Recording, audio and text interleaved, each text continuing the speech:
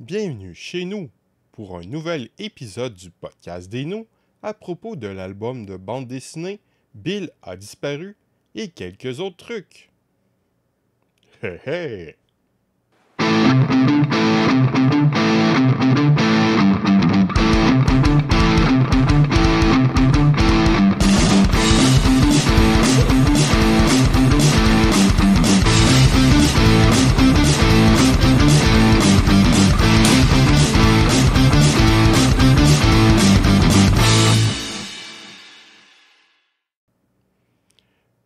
Je suis tombé il y a quelque temps sur un fil de discussion sur le net à propos de cadavres exquis en bande dessinée, mentionnant cet album que j'avais lu dans ma jeunesse, ce qui m'a donné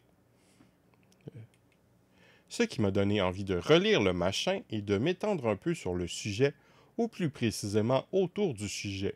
Pour ceux qui ignorent ce qu'est un cadavre exquis, je vais lire un peu ce qu'en dit Wikipédia. Le cadavre exquis est un jeu graphique ou d'écriture collectif inventé par les surréalistes, en particulier Jacques Prévert et Yves Tanguay, en 1925. Le dictionnaire abrégé du surréalisme donne du cadavre exquis la définition suivante. Jeu qui consiste à faire composer une phrase ou un dessin par plusieurs personnes sans qu'aucune d'elles ne puisse tenir compte de la collaboration ou des collaborations précédentes. Ce jeu littéraire a été inventé à Paris au numéro 64 de la rue du Château, 14e arrondissement, dans la maison où vivaient Marcel Duhamel, Jacques Prévert et Yves Tanguay. Le principe du jeu est le suivant. Chaque participant écrit à son tour de rôle une partie d'une phrase dans l'ordre sujet, verbe, complément, sans savoir ce que le précédent a écrit. La première phrase qui résulta de ce processus et qui donna le nom à ce jeu fut « Le cadavre exquis boira le vin nouveau ». Elle fait partie des créations inspirées par le concept d'inconscient souhaitant explorer ses ressources. Ce n'était au départ qu'une activité ludique selon André Breton, bien que par mesure de défense, parfois cette activité a été dite par nous expérimentale, nous y cherchions avant tout le divertissement. Ce que nous avons pu y découvrir d'enrichissant sous le rapport de la connaissance n'est venu qu'ensuite. Ce procédé d'écriture inspira l'écriture de romans. Les règles ont dû être adaptées. L'auteur peut lire les chapitres précédents avant d'entraîner intrigue et personnages au gré de sa fantaisie. L'exercice a également été adopté par des dessinateurs. Le but est alors de réaliser un tableau collectif sur une même feuille.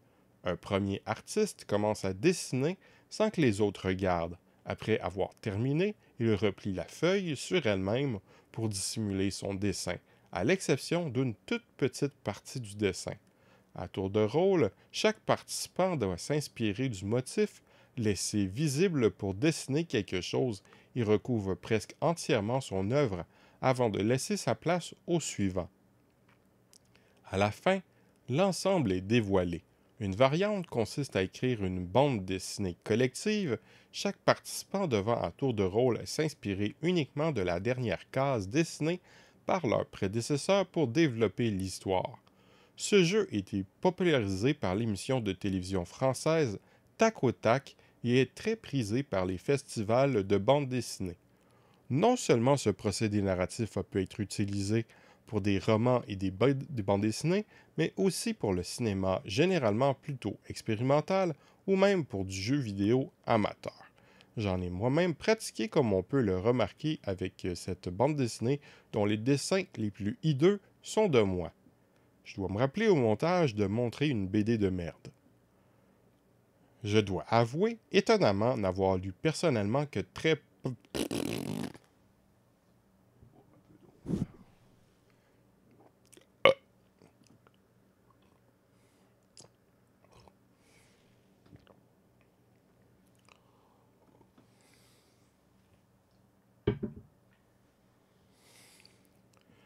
Je dois avouer étonnamment n'avoir lu personnellement que très peu d'histoires en bande dessinée utilisant cet outil pourtant d'une grande richesse, extrêmement amusante à produire et possiblement très intéressante pour le public quand c'est bien fait. Il y a pourtant une tradition dans la bande dessinée qui se rapproche beaucoup du cadavre exquis et aurait pu présager d'une large utilisation du procédé, soit le développement quasi improvisé des scénarios d'un grand nombre d'aventures humoristiques dès le début de la BD. Si on regarde les premières aventures de Tintin avec les Soviets, le Congo ou l'Amérique, on remarque facilement qu'il n'y a pas vraiment de ligne directrice, Hergé se contentant de présenter une suite d'anecdotes inspirées de tous les préjugés de l'époque sur chacun des endroits visités jusqu'à épuiser son sujet. Ce n'est qu'à partir des cigares du pharaon qu'Hergé commence progressivement à construire ses récits. Pour ceux qui s'en souviennent, j'ai un système de notes, ou pour ceux qui ne s'en souviennent pas, j'ai un système de notes sur 5.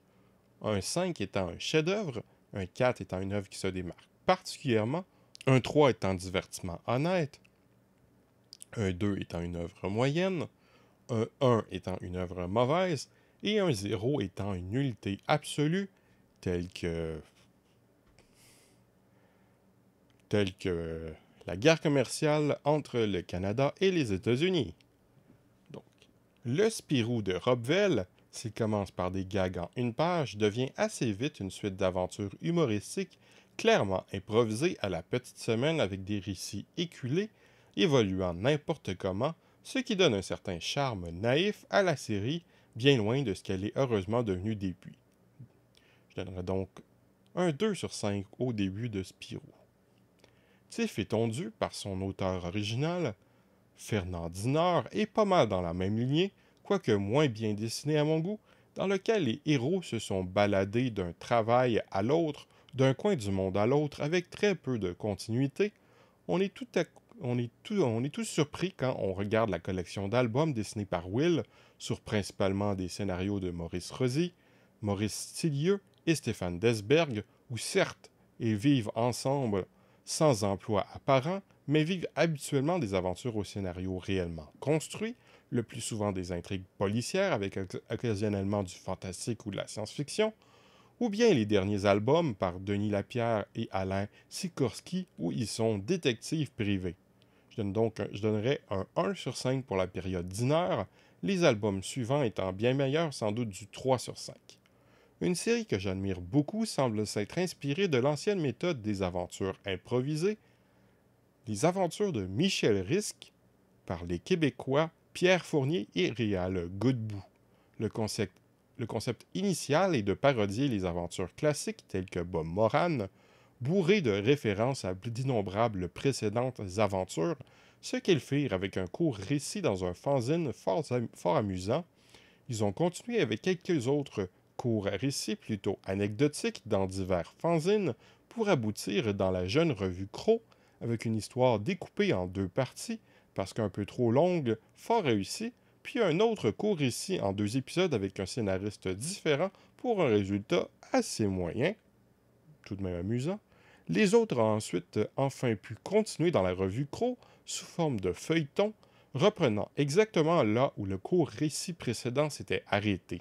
Au dire des auteurs, ils balançaient toutes les idées qu'ils avaient en tête dans chaque épisode sans penser à la suite, ce que je n'ai aucune difficulté à croire tant le récit est touffu, bourré de bonnes idées amusantes, passant assez vite d'un sujet à l'autre et d'une situation à l'autre avec un rythme de folie.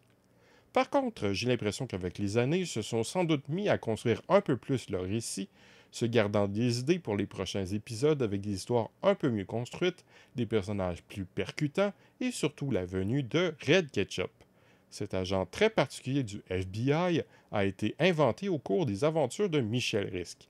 Bien qu'il sera tué dans le récit, le succès du personnage auprès des lecteurs et le plaisir des auteurs étant tel qu'il sera éventuellement ressuscité de manière un peu particulière.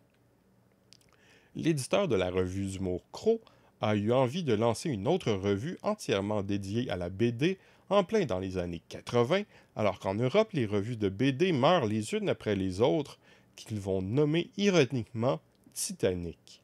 La revue ne vivra pas bien longtemps, mais Red Ketchup y sera lâché dans sa propre série avec cette fois-ci des récits bien plus construit et éventuellement, les auteurs vont même faire un crossover entre Red Ketchup dans Titanic et Michel Risque dans Crow le temps d'un épisode. Puisqu'il a bien fallu correspondre le récit des deux séries pour que les apparitions des deux héros correspondent avec la publication, cela présuppose qu'à ce moment-là, Michel Risque n'était plus de la totale improvisation.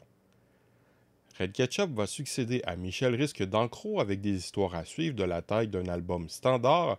Les auteurs avaient l'intention de faire alterner les deux séries, mais en fin de compte, il n'y aura qu'une autre histoire dans les pages de Crow de Michel Risque à suivre, formant un album avec Red Ketchup jouant un grand rôle dans l'histoire. Bref, ça n'avait plus grand-chose à voir. Je n'ai rien contre Red Ketchup, une série très amusante et sans doute plus incisive que Michel Risque, mais j'ai plus un faible pour la précédente création des auteurs, qui doit, sans doute par ma grande appréciation de la BD franco-belge dans ma jeunesse, ainsi que ma peut-être pas jeunesse. Crow va éventuellement cesser de paraître au milieu d'une aventure de Red Ketchup, qui depuis a été complétée par les auteurs pour l'édition de l'album chez La Pastèque. Les auteurs ont essayé de continuer dans la revue Safarir, les éditeurs de cette revue présumant que Michel Risque serait sans doute plus proche des lecteurs de la revue que Red Ketchup.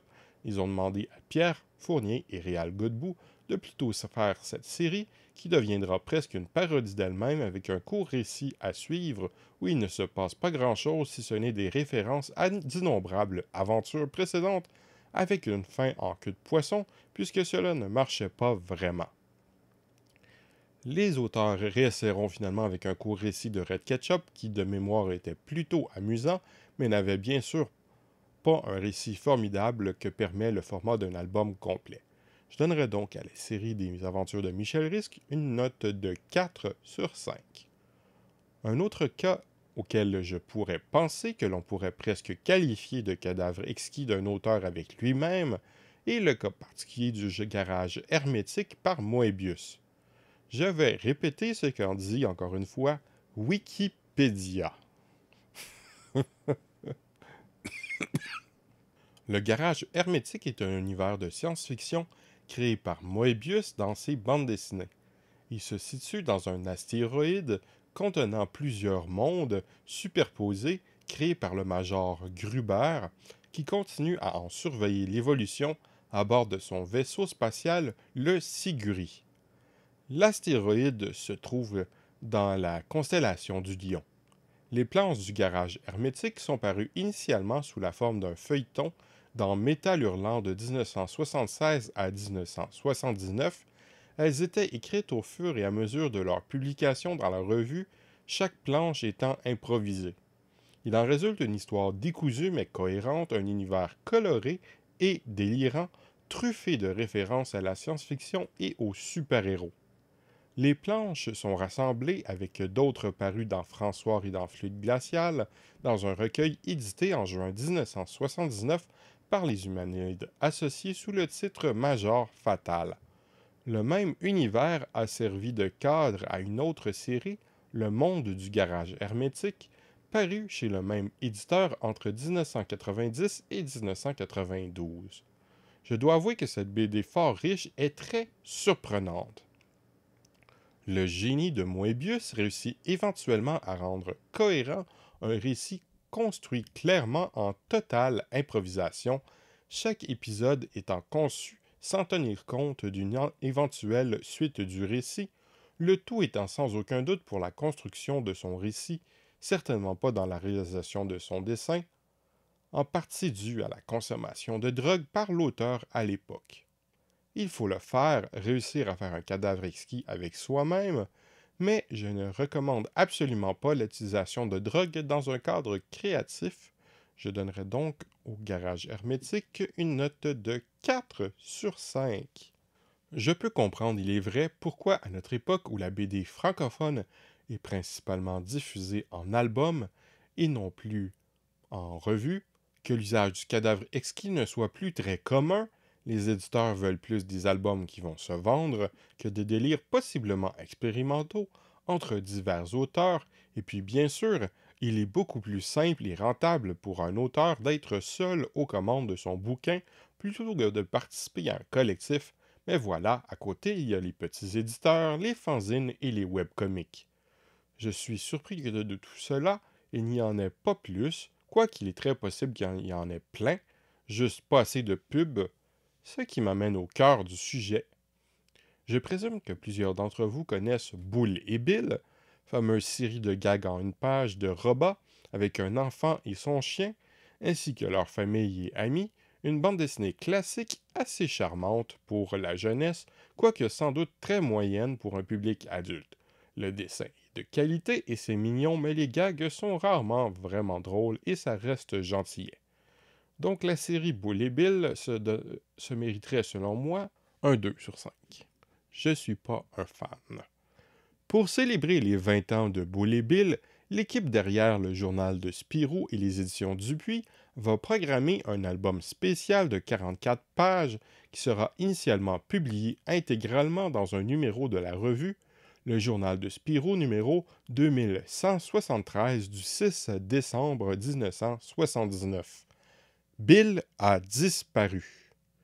Une BD collective par Roba, Franquin, J.G., Dupas, Tibet, Deliège, Janin, Will, Walteri, JDM, Conrad et Yann, Franck, Willy van der Steen, Westerlin, André-Paul Duchâteau et Alain de Kusch.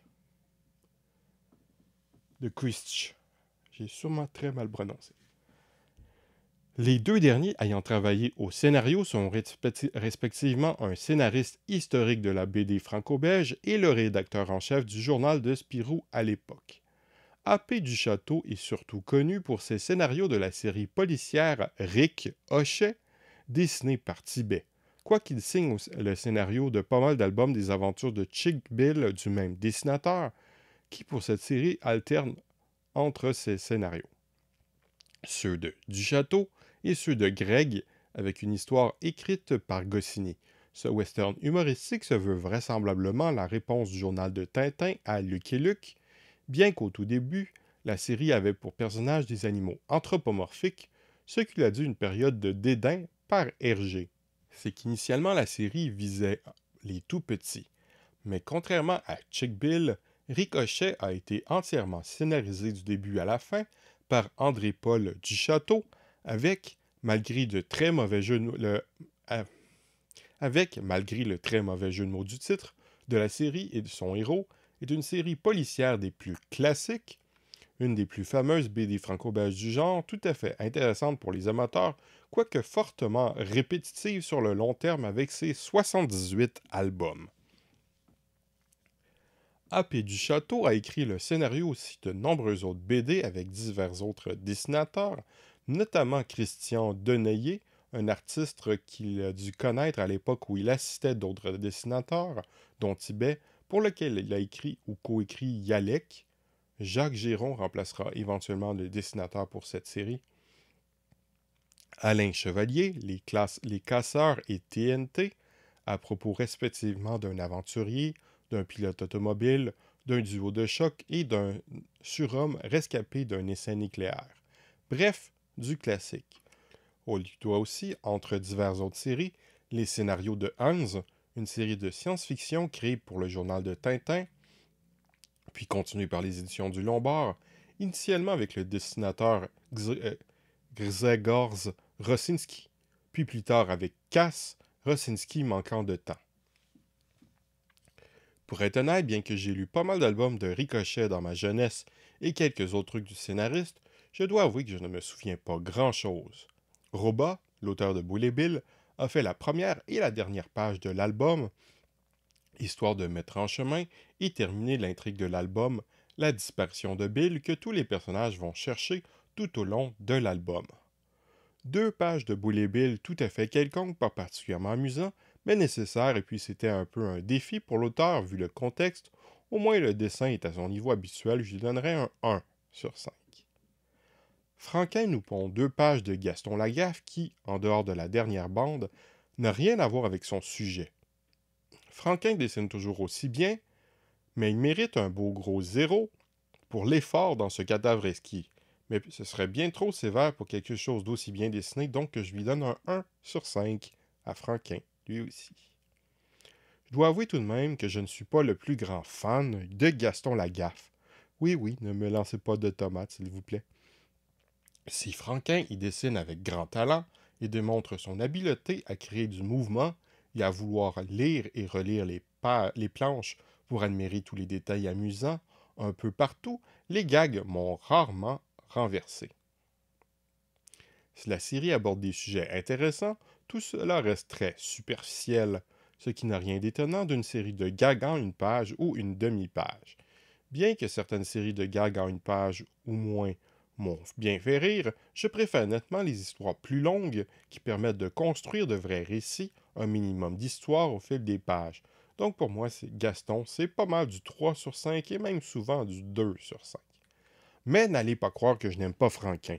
Bien que ça reste du gag en une page, j'admire beaucoup plus les idées noires, un dessin magique en noir et blanc pour de l'humour très noir, une série magnifique à laquelle je donnerais un 4 sur 5. Et surtout, bien sûr, il ne faut pas oublier toutes les merveilleuses aventures de Spirou et Fantasio. Si les courts récits au début de la carrière de l'auteur que l'on peut lire dans les deux albums hors série, Le Tank et Radar le Robot, sont très anecdotiques, et ceux des albums 1 et 3 de la collection régulière, 4 aventures de Spirou puis Les Chapeaux Noirs sont à peine meilleurs, quoique tout ça sans doute déjà meilleur que ce qu'avaient pondu Robvel et J.G. auparavant. Dès Il y a un sorcier à Champignac, première grande aventure de Spirou, on atteint un sommet qui, tout en restant dans la lignée de tout ce qui a précédé, tout en le sublimant, annonce la suite de la série avec la création de Champignac et tout plein de bonnes idées, malgré une construction du scénario encore hasardeuse, qui relève plus de la suite d'épisodes distincts, bien que reliés, dans une histoire construite. Je donne donc à cet album un 4 sur 5. Spirou et les Hérétiques qui introduisent Zantafio, le méchant cousin de Fantasio, et le Marsupilami, animal fantastique s'il en est, elle est aussi plus une suite de 3 récits reliés entre eux. Bien qu'on ressent une amélioration progressive de la narration depuis Champignac, je trouve ce récit beaucoup moins charmant et plus anecdotique, que je lui donne donc un 3 sur 5. Les voleurs de Marsupilami est déjà bien mieux avec un scénario plus élaboré, même si le récit ne me passionne pas des masses, je lui donne donc un 3 sur 5. La corne du rhinocéros introduit ses cotines, mais malgré de nombreux gags réussis, le récit est franchement anecdotique, je lui donnerai donc un 3 sur 5. Le dictateur et le champignon atteint par contre un nouveau sommet avec une intrigue bien menée qui utilise merveilleusement bien les personnages créés, auxquels je donnerai un 4 sur 5. La mauvaise tête devient presque un récit policier enlevant, malgré quelques détours aventuresques un peu hors sujet, auxquels je donnerai un 4 sur 5. Le repère de la Murène nous fait un parfait récit classique de la BD franco-belge, auquel je donnerai un 4 sur 5. Les Pirates du Silence nous proposent un récit très anecdotique avec un supplément, le court récit La Quick Super, qui n'a aucun intérêt pour moi, un divertissement honnête pour l'époque, mais pas vraiment plus, je lui donne donc un 3 sur 5. Le gorille à bonne mine fait répétition avec la corne du rhinocéros et d'autres BD anciennes se passant en Afrique, même si c'est sans doute un peu mieux réussi, je lui donnerais donc un 3 sur 5. Le nid du marsupilami nous propose un récit plutôt charmant, avec quelques gags amusants, mais je dois avouer que ce n'est pas trop ma tasse de thé. Le récit court, La foire aux gangsters qui complète l'album est tout à fait quelconque, je donnerai donc à cet album un 3 sur 5. Le voyageur du Mésozoïque nous propose un autre album assez marrant avec un dinosaure du bon Franquin, mais pas un de ses meilleurs récits. J'aime beaucoup plus le court récit La peur au bout du fil, première collaboration avec le scénariste Greg. Je donne donc à cet album un 3 sur 5. Le prisonnier du Bouddha constitue le premier album du trio Franquin, Greg, JDM. Le récit me semble assez moyen, mais le cadre est intéressant et il y a pas mal de gags très réussis, un album annonciateur de la suite qui se mérite selon moi un 3 sur 5. Z comme Zorglub est le chef-d'œuvre du trio avec Zorglub, ce savant mégalomane qui veut impressionner et voir très grand avec son invention, la Zorglonde, qui permet de contrôler les gens, se constituant une armée de Zorglum, une parodie géniale du totalitarisme, une œuvre décapante auquel je donnerais un 5 sur 5. L'ombre du Z, suite du précédent album dans lequel on balance d'autres idées géniales, c'est à se demander s'il est aussi bon ou meilleur que son prédécesseur. Je lui donne donc aussi un 5 sur 5. Spirou et les hommes bulles. Ce récit et un autre tout aussi anecdotique, les petits formats, font partie des 3 récits qui ont été faits pour une autre revue en France comme forme de publicité. On ressent clairement que Franquin et JDM, aidés de Roba en début de carrière, ne font que produire pour produire. Je donne donc du 2 sur 5. QRN sur Belzburg est sans doute le chef-d'œuvre de Franquin pour cette série créée dans la souffrance, dépanné par Greg pour le scénario, après que M. Dupuis ne veut rien savoir d'un autre album autour de Zorglub, album d'une grande richesse graphique, mais je dois avouer, le récit ne m'a jamais vraiment passionné, et si certains gags font mouche, ce n'est pas l'album le plus essentiel pour moi, contrairement à de nombreux fans. Je lui donne donc un 4 sur 5. Panade à Champignac et l'adieu grinçant de Franquin à la série, une histoire un peu courte mais hilarante, qui en même temps ancre Spirou de plein pied dans la modernité en lui enlevant enfin son habit de groom, complété par un court récit anecdotique de Gaston Bravo les Brothers. Je donne donc à cet album un 4 sur 5. Il y a bien aussi Tant bout à bout, avec JDM, Roba et Greg, mais cet album ultérieur de la collection Spirou et Fantasio ne fait que reprendre le très dispensable troisième récit fait pour je ne sais plus quelle revue française, complété par des gags du marsupilami. Je lui donne donc un 1 sur 5. Pour en revenir à ce Bill disparu, JG reprend 2 héros western que je dois avouer ne pas reconnaître ici et il les met dans le 20e siècle européen. Heureusement, ce récit laborieux n'a pas vraiment de conséquences sur l'album, car en dehors d'expliquer le contexte, JG ne fait pas grand-chose, on est loin de ses meilleurs BD. Je lui donne donc un 1 sur 5. Il est tout à fait normal de ne pas y reconnaître Jerry Spring, accompagné de son ami Pancho, qui prend ici le premier rôle puisque JG y exerce un dessin humoristique plutôt que le dessin assez réaliste pour lequel Jerry Spring est reconnu. Sans doute plus proche de Que Barbaridad, série où il s'auto-parodie avec Pancho pour le trombone illustré, revue à l'intérieur de la revue, qui fut publiée pendant quelques mois vers la fin des années 70 dans les pages du journal de Spirou avec sa propre équipe, dont à leur tête Yvan, Delporte et Franquin. JG est un géant incontournable de la BD franco-belge, surtout connu pour avoir montré les ficelles du métier à Will, Franquin et Maurice au début de leur carrière et pour sa classique série western Jerry Spring, qui a influencé de nombreuses séries dont le fameux Blueberry. D'ailleurs, Jean Giraud, son dessinateur et futur Moebius, a commencé en assistant JG sur un récit de Jerry Spring. JG a travaillé sur de nombreux autres BD sur des registres très différents tels que des biographies de Don Bosco, Christophe Colomb ou Baden-Powell, la série policière Jean Valardy, Spirou, laquelle il a donné Fantasio, Trinet et Trinette, Blondin et Cirage, ou Tanguay et la Verture, dont il a repris le dessin Uderzo voulant se consacrer exclusivement sur le très populaire Astérix. Je dois avouer personnellement n'avoir lu que quelques petits trucs à gauche et à droite, principalement l'intégrale de son Spirou, qui est pas mal pour l'époque, mais rien de bien génial. Je lui donnerai donc un 2 sur 5. Et quelques rares albums individuels de Valardy, Blondin et Cirage, ou Jerry Spring, qui ne m'ont pas spécialement marqué, mais il est important de signifier son impact sur la bande dessinée, tellement on a tendance à l'oublier. Ah oui, j'ai oublié de noter le très sympathique Que Barbaridad, qui se mériterait bien 3 sur 5. Le trombone illustré est une publication fort intéressante malgré sa courte durée, à laquelle on doit le début des Idées noires et de Germain et nous, un nous à ne pas confondre avec ce podcast, ainsi que les couvertures légendaires de Franquin, la très amusante BD Le quatrième jour de Roba, la fort sympathique série Fernand l'orphelin de Bretéché et Delporte, initialement publié dans la revue néerlandaise Pep, et la charmante Zuni par Osman, dérivée de son ancienne série un peu plus gentillette pour les gamins, Saki et Zuni. Voyons ce que dit Wikipédia de cette publication. Oui, la loi du moindre effort.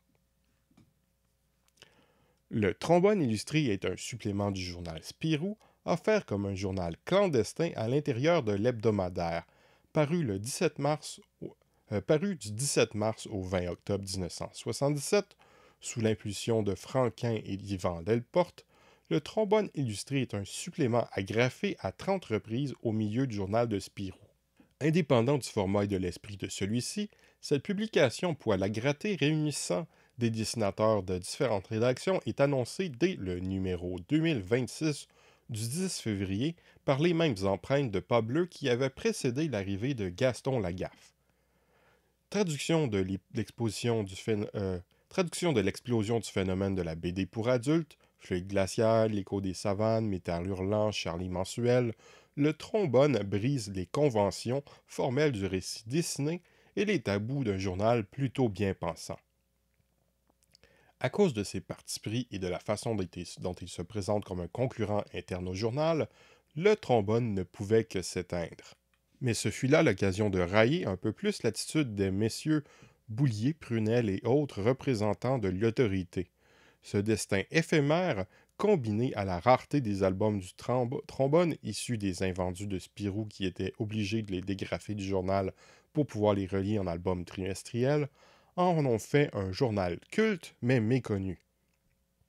C'est à l'occasion d'un article de Franquin que le journal est annulé.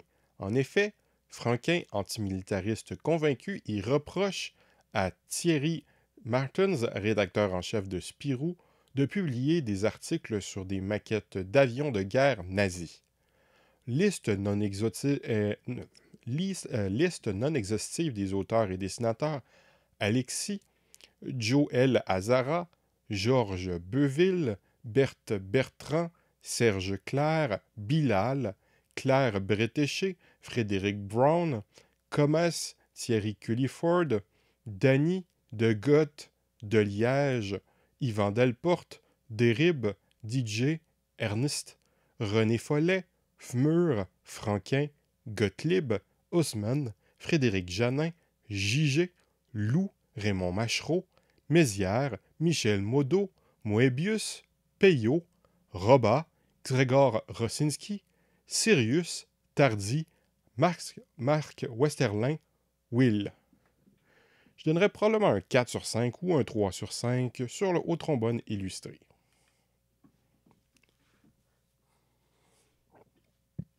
Revenons à nos moutons, ou plus exactement à notre coqueur. Dupas fait 4 pages de Cubitus. C'est franchement très moyen et l'auteur utilise plus le sujet de l'album comme une thématique que de s'efforcer de participer à la continuité. Je donne donc un 2 sur 5. Cubitus est une série de gags en généralement une page, publiée originellement dans le journal de Tintin, une série qui a d'importantes similarités, graphiquement surtout, mais aussi dans le type d'humour, avec la série Achille Talon de Greg, pour lequel Dupas a été longtemps assistant et ce, en même temps que ses propres séries. Cubitus s'adresse clairement à un public plus jeune que son prédécesseur, une série dont je n'ai lu que quelques gags ici et là, rien que j'ai trouvé bien intéressant. Je donnerai donc un 2 sur 5 à la série Cubitus. Tibet nous pond 2 pages de Chick Bill, très quelconque, mais qui a le mérite de faire l'effort pour les transitions. On peut présumer qu'il fut un de ceux à respecter le scénario, ce qui fait du sens pour un dessinateur qui travaille le plus souvent avec des scénaristes. Je donne donc un 3 sur 5. J'ai déjà parlé de Tibet en parlant de André-Paul Duchâteau, même s'il a fait divers autres trucs, il est surtout connu pour Rick Hochet et Chick Bill. De Liège nous sort 4 pages de Bobo, dont le lien est assez ténu, quoique utilisant tout de même le lien à la fin de ce qu'avait fait Tibet, au moins c'est amusant. Bien que Paul de Liège a travaillé sur plein d'autres choses telles que les crostons, il est surtout connu pour sa série Bobo, une série d'histoires courtes, ma foi généralement amusante. Même si ça ne se démarque pas particulièrement pour moi, je lui donnerai donc un 3 sur 5.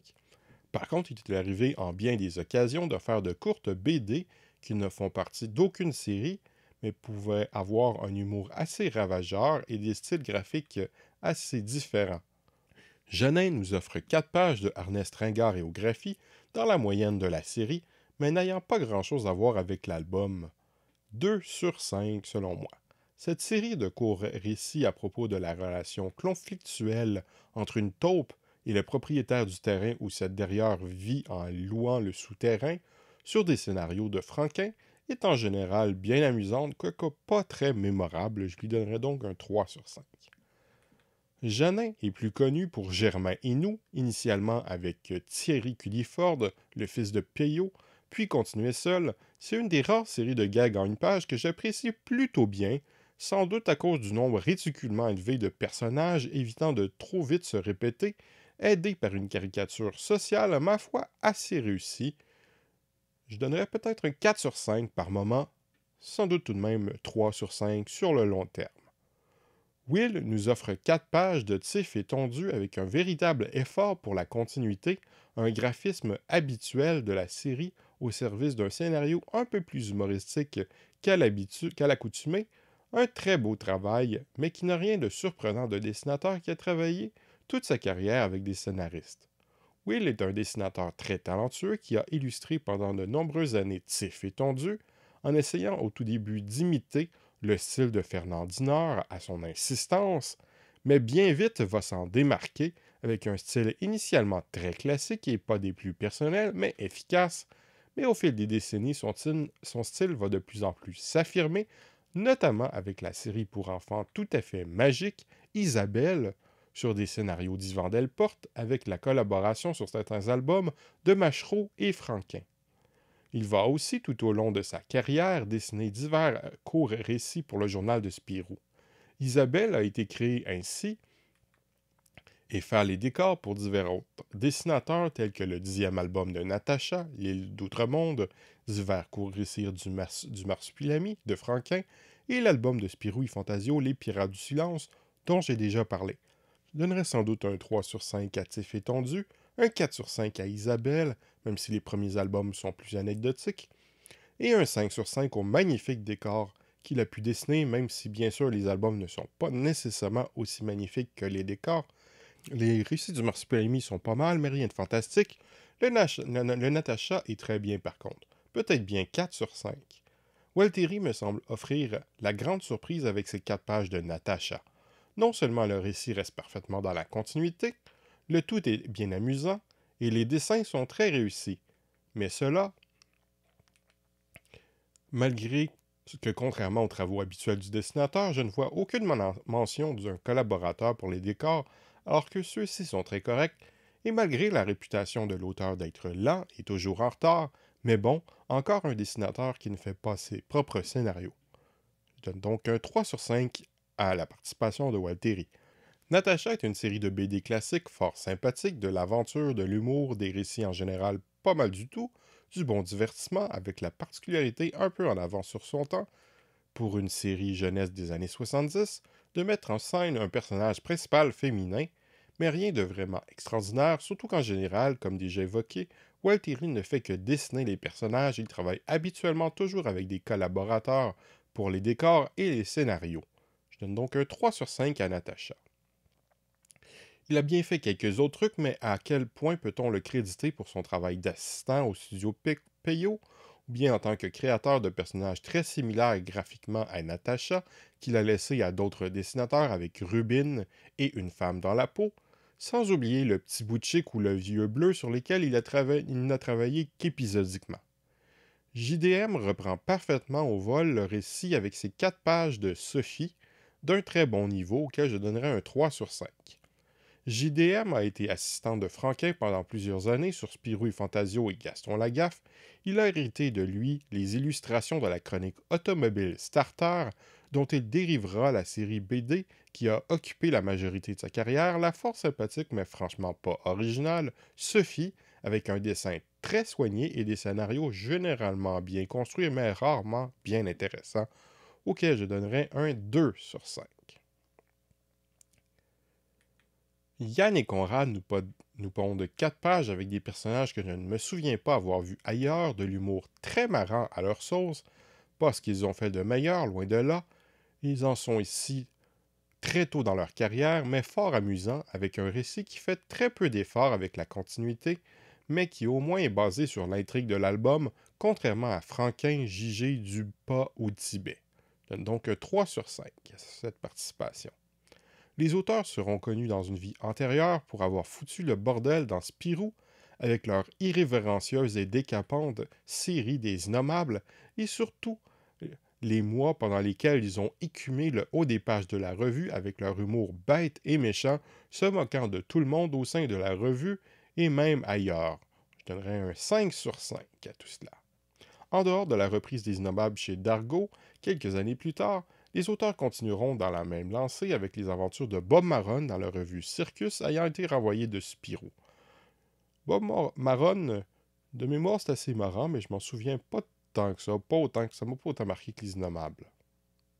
Conrad va aussi pas mal travailler en solo, ou pour être plus exact avec sa douce moitié, généralement pas crédité, avec l'Avatar que je n'ai point lu, Le Piège Malais, un diptyque sublime qui fait suite à l'Avatar, auquel je donnerai un 4 sur 5, Donito, une série de BD jeunesse pas trop mal, auquel je donnerai un 3 sur 5, Tigresse Blanche, après les 2 premiers albums faits avec Yann, spin-off intéressant des Innommables, auquel je donnerai un 4 sur 5, et Rage, que je n'ai honteusement pas encore lu. Après du dérivé de Marsupilami, Conrad copie Uderzo avec la suite du dessin d'Astérix, série qui fut formidable en son temps dans les 4 sur 5 et 5 sur 5, mais maintenant c'est pas mal du 1 sur 5 selon moi. Sous les pseudonymes de Pierce, Yann et Conrad ont aussi commis avec Jean Léturgie la très amusante parodie de Luke et Luke, Kid le Lucky, et continueront, après s'être fait virer par Maurice, avec la série très similaire Cotton Kid, auquel je donnerai un 4 sur 5. Yann, quant à lui, après la fin de Bob Marron, va scénariser un tas d'albums sur un tas de séries, dont Spoon and White avec Jean Léturgie au scénario et Simon Léturgie au dessin, parodie décapante et méchante de séries policières. C'est fort divertissement. C'est fort divertissant, sûrement du 3 sur 5. Une aventure de Spirou et Fantasio par tome 3, Le tombeau des champignons, de Champignac, avec Tarin. Le tome 5, 7 et 11, Le groom vert de gris, La femme léopard et Le maître des hosties noirs avec Olivier Schwartz, de merveilleuses histoires de Spirou et Fantasio qui témoignent de son amour pour la série et la BD franco-belge en général. Il y a d'ailleurs eu aussi un autre tome du Spirou par, ou Spirou 2, qui doit passer sous silence. Album caché par les éditions Dupuis, que personnellement j'ai trouvé, que j'ai certainement pas trouvé choquant, mais que j'ai trouvé un peu décevant. Il était pas acide, parce que c'est un album qui donnait l'impression d'être acide, plus mesquin, plus méchant, plus parodique, alors qu'en fin de compte, il n'est pas tant que ça.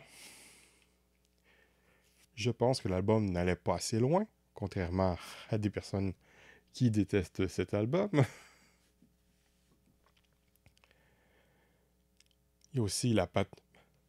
Yann a aussi fait plein d'autres choses, dont je vais continuer l'énumération avec La patrouille des libellules, avec Marc Hardy, une parodie du scoutisme dont je n'ai lu qu'un album, dont je ne me souviens pas, le tome 1 de Sombre, plus ne m'est rien, sous le pseudonyme de Balak, avec Isler, chef-d'œuvre tragique sentimental sous la seconde Révolution française dont Isler tombera tellement amoureux qu'il continuera tout seul. Je donnerai un 5 sur 5 à cette série, à cet album. Lolo et Sucette avec Marc Hardy au dessin, spin-off des Libellules que je n'ai pas lu mettant en scène des travailleuses du sexe. Atom Agency avec Olivier Schwartz que je n'ai pas lu. Les Éternels avec Félix Maynet, une BD assez sympathique de mémoire. Les aventures de Freddy Lombard avec Yves Chaland, BD sympathique de mémoire. Léonide et Spoutnika avec Philippe Bercovici que je n'ai pas lu. Le Marsupilami avec Baptême que je n'ai pas lu. Pin-Up avec Philippe Berthet, une BD très sympathique de mémoire, mais qui perd un peu d'intérêt au fil des cycles, et une tonne d'autres choses. Maintenant, il poursuit lamentablement la série Torgal. Je donnerais sans doute un 1 sur 5 à ce qu'il fait, mais c'est peut-être pas juste sa faute. La série a sans doute passé son temps. Franck nous pond 4 pages de broussailles assez amusantes dans la continuité des pages de Yann et Conrad pour un résultat fort sympathique. Franck P. est un auteur talentueux qui fait clairement d'autres choses que la BD vu sa production anémique depuis plus de 20 ans. Déjà dans les années 90, il n'était plus très productif. Broussailles est une série fort charmante qui se remarque sans doute plus de par ses visuels magnifiques ou ses thématiques que par ses récits dont Franck n'écrivait pas les scénarios, même si à l'origine c'était une chronique dans les pages de Spirou dont il était, je crois, l'auteur entier. Je donnerais un 3 sur 5 à Broussailles. Sa série de strips L'élan est franchement bien marrante, je lui donnerais un 3 sur 5. Je n'ai pas lu la trilogie Zo qu'il a dessinée au tournant du millénaire, mais puisqu'il ne continue plus Broussailles, il n'a fait que quelques rares bouquins depuis, ce qui se remarque le plus dans la carrière du dessinateur est sa passion envers les animaux et l'environnement. Willy Vandersteen, ou plus probablement ses assistants, nous propose 2 pages de Bob et Bobette, sans doute les pages les plus navrantes de l'album avec un gag pas drôle qui ne tient pas plus compte de la continuité que Franquin, JG, Tupa ou Tibet, mais en plus, la question me vient à l'esprit. À quel point l'auteur connaît Bull et Bill? Il est indiqué qu'on cherche Bill, le chien de Roba. Ce qui n'est peut-être pas faux dans le monde réel, mais dans le monde fictif, c'est bien sûr le chien de Bull. Bon, je n'ai pas vraiment envie de parler de Bob et Bobette. Classique de la BD jeunesse flamande fait par un studio, c'est franchement plutôt médiocre en général si je me fie aux quelques albums que j'ai pu lire sur les centaines produites en série. Je donnerais un 1 sur 5 à Bob et Bobette. L'Westerlin nous sort 4 pages de Dr. Posh, ou plus précisément Harry Pinkson, détective d'une série policière paraissant en feuilleton du grand-père du Dr. Posh, personnage déjà utilisé dans un court récit précédent du Dr. Posh, un récit relativement amusant qui n'a bien sûr aucun véritable lien avec l'intrigue de l'album. La disparition de Bill rappelant simplement une enquête de Harry Pinkson pour retrouver un chien disparu.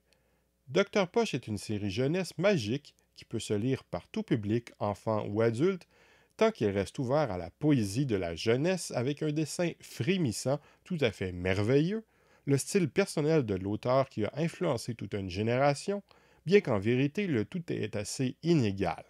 Le principal problème de la série est sans doute que Westerlin ne sait peut-être pas dans quelle direction il veut envoyer la série, alternant entre des choses un peu trop différentes. Il y minuit Dr. Posh, l'île des hommes papillons, la planète des chats et le géant qui posait des questions ont tous une merveilleuse poésie, une véritable féerie pour les enfants, bien que les récits peuvent sembler partir un peu dans tous les sens dans leur construction, auquel je donnerais un 4 sur 5. Carabouilla plus les grandes vacances contient 2 histoires plus courtes sur la jeunesse du personnage dans un style beaucoup plus réaliste, mais néanmoins toujours aussi intéressant, auquel je donnerais aussi un 4 sur 5. Le renard bleu joue toujours un peu dans la féerie dans le conte, mais avec un style bien plus classique qui me fait penser presque à du Tintin, avec des animaux anthropomorphiques, un régal mais un ton assez différent, auquel je donnerais un 4 sur 5 aussi. Bien que j'apprécie dans une certaine mesure Le Petit Singe qui faisait des manières, un album humoristique, l'auteur fait un tas de gags en une page et diverses histoires courtes à l'intérêt très discutable, dont une partie se retrouve dans l'album Gag en poche, auquel je donnerais un 2 sur 5. Je ne me souviens pas du tout de l'album La Forêt Magique qui est supposé se faire à la manière des livres dont vous êtes le héros. Dupuis ayant perdu la foi en cette série, Westerlin l'a continué chez Casterman dans un style encore plus enfantin que je n'arrive pas à endurer. Je donnerais donc un 1 sur 5 à la fin de la série. Westerlin est aussi connu pour une autre série publiée chez Dupuis, Jeannette Pointu. Cette dernière n'a pas la poésie et la féerie du Docteur Poche, mais ce qu'elle propose est très différent de l'aventure classique avec une héroïne photojournaliste, la moins originale des professions du monde de la BD, mais cette fois-ci, les récits s'articulent réellement autour de sa profession qui la fait voyager à travers le monde, contrairement à un Tintin et même bien plus que Spirou et Fantasio. Je dois avouer ne pas être un grand fan du graphisme original de la série, qui me semble moyennement marcher avec son sujet. Les récits sont très bien construits avec certainement pas mal de recherches sur les sujets. Le journal de Spirou devenant frileux avec la série et son auteur, dans les années 90, c'est devenu surtout de petits récits plutôt que de grandes aventures, ce qui ne permet hélas pas de construire des récits palpitants, mais permet tout de même de présenter des sujets intéressants des réalités de notre monde avec un grand humanisme, avec un dessin que je trouve personnellement plus réussi qu'auparavant. Bien évidemment, la série n'a pas survécu, je lui donnerai donc un 3 sur 5. Je n'ai pas tellement lu d'autres œuvres de l'auteur, mis à part les quelques Natacha pour lesquelles il a contribué au scénario. Je terminerai le tout en citant ce que le journal de Spirou disait sur les conditions de production de cet album de Boule et Bill, une aventure pas comme les autres conçue au cours de réunions secrètes auxquelles Roba n'était pas invité. Nous voulions lui ménager la surprise. Ce n'est qu'au dernier moment que nous lui avons soumis l'ensemble des planches afin qu'il nous dessine l'intro et la conclusion de Bill a disparu. La mise sur pied d'un scénario a soulevé de nombreuses difficultés. On est parti d'une idée qui s'est peu à peu structurée. Il fallait écrire un scénario valable dans son ensemble tout en respectant la personnalité de chacun, les caractéristiques de tous les personnages. Quand tout cela fut mis au point, chaque dessinateur n'en fit qu'à sa tête. On put tout recommencer. Certains rentrèrent des planches totalement différentes de ce qu'on leur avait demandé, d'autres s'en étaient tenus au scénario original. Un beau micmac qu'il fallut faire rimer en renvoyant une case par-ci, un dialogue par-là. Et le miracle s'accomplit. Bill a disparu est une véritable aventure dans le bon vieux style du roman feuilleton. Tout se tient, sauf un détail. Et là, le texte enchaîne sur un concours sur le collier de Bill, dont il est question dans les pages de Dupas. En bref, si ce cadavre exquis est un moyenne plutôt moyen, cela ne signifie aucunement que ses auteurs ne sont pas talentueux. Heureusement que les dessinateurs en ont fait à leur tête, sinon je ne vois pas vraiment l'intérêt de l'exercice, mais il est dommage que si peu d'auteurs aient fait attention à la continuité narrative, ne serait-ce un minimum, que trop de ceux-ci se sont contentés de faire leur propre BD de leur côté plutôt que de s'amuser avec les copains. Comme vous l'avez sans doute compris, mon but dans cet épisode du podcast des Nous n'a pas tellement été de parler de l'album Bill a disparu, mais de plein de choses en BD. C'était un prétexte en ce mois de la bande dessinée. Au revoir et à bientôt.